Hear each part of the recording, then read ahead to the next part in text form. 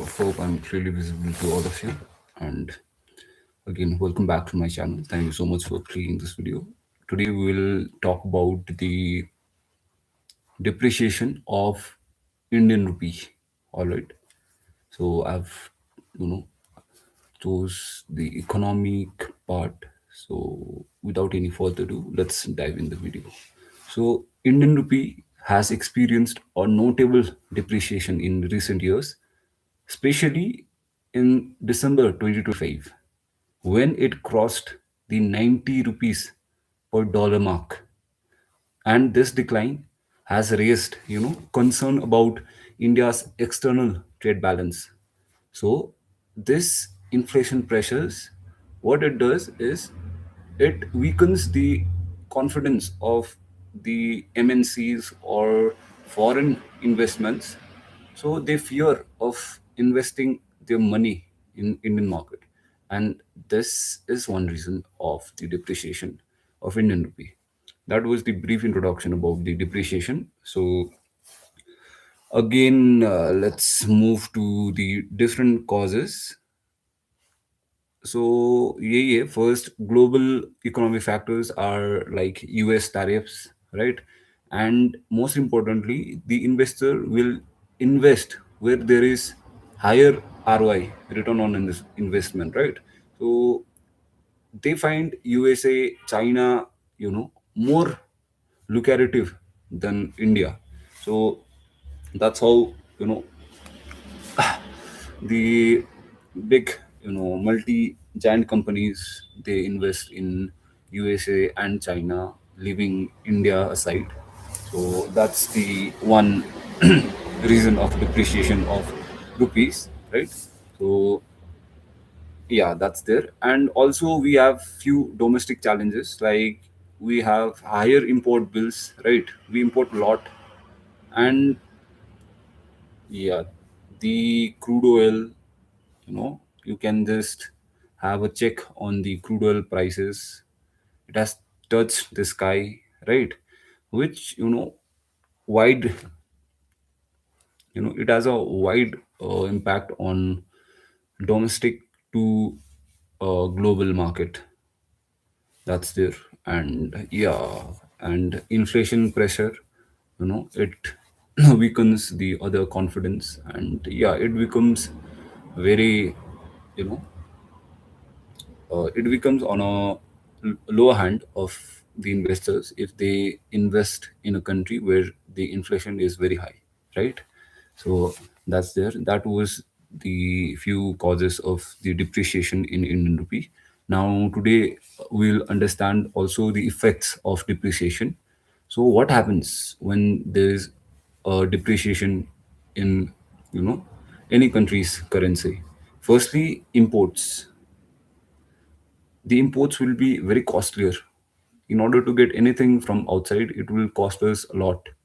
It will cost us arm and leg, in fact. Therefore, all the electronics and all the gadgets, machine, it will cost us, you know, it will be very expensive to import from others. Next is the inflation will be skyrocketing. The prices of daily commodities like essential oils, everything which we need in our day-to-day life, it will cost us a lot. You know, Furthermore, the cost of living will be very high, right? So that's the bottom line. The cost of living will be very high. And the third impact is export. You know, if we export, the global market will offer us a very average price, right? Which will offset India globally. That's there. And impact will be on the investors. There will be a lot of degrees in foreign direct investment, right? No one will invest in a country where domestically inflation is very high. So again, this is the very root cause of the depreciation as well as the inflation. So there will be outflow of all the foreign companies that has been investing in India. So that's there. So consumer at the end of the day, consumer will also be on, you know, they will suffer a heart problem because the expense will be very high. And also to, you know, abroad, it will cost us a lot. For example, like visa, and if we want to study overseas, you know, if you want to go abroad for our in terms of profession education, it will cost us a lot, right? So that's the basic impact I can say to you all.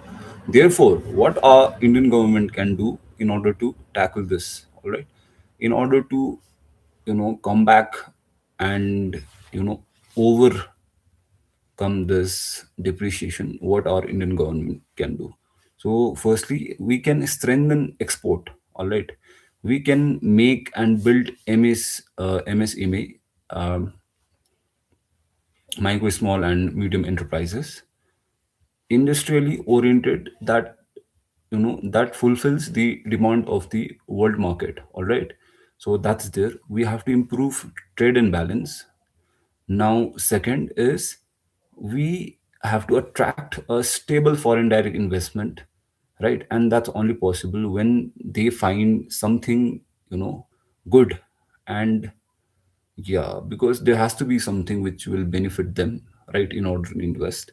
So we have to attract a lot of FDIs. And the third thing is encouraging domestic production, right, to reduce, you know, reliance on other outside imported goods. We have to build Atma, you know, what do we call it? Atmanirbhar Bharat, right? So we have to be very self-reliant. So we, you know, have to encourage make in India products, and yeah, that's how we can tackle at least a bit of depreciation in currency with all these measures. And lastly, RBI can, you know, calibrately, you know, they can calibrately intervene in this matter to stabilize the currency. So if RBI intervene, the currency might, you know, come back naturally. Yet they have to be very strategic regarding this.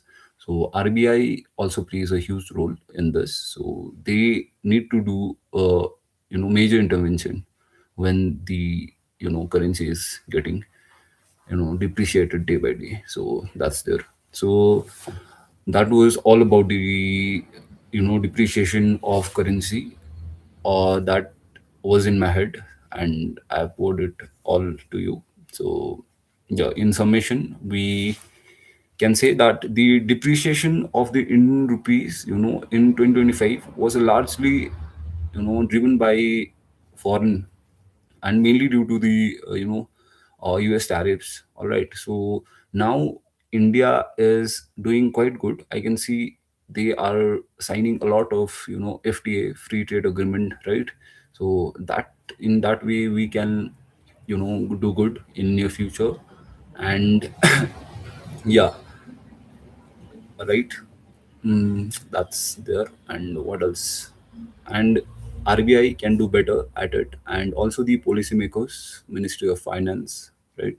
They must adopt a very balanced approach, right? Boosting export as well as managing imports, right? And the main thing is domestic inflation must be controlled, right? So yeah, that's their main thing is FTIs and domestic inflation. I'm sorry, inflation must be balanced in order to, you know, ensure a stable economy and to maintain the currency value.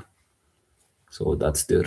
So yeah, RBI and, you know, domestic market is what defines the, you know, stable economy. And if this two works really good, then automatically we will safeguard the value of our currency. I think that was all for today's video, as I don't have any background in currency, for that matter, economics. So that was a small effort from my side. Thank you so much for watching this video. Thank you.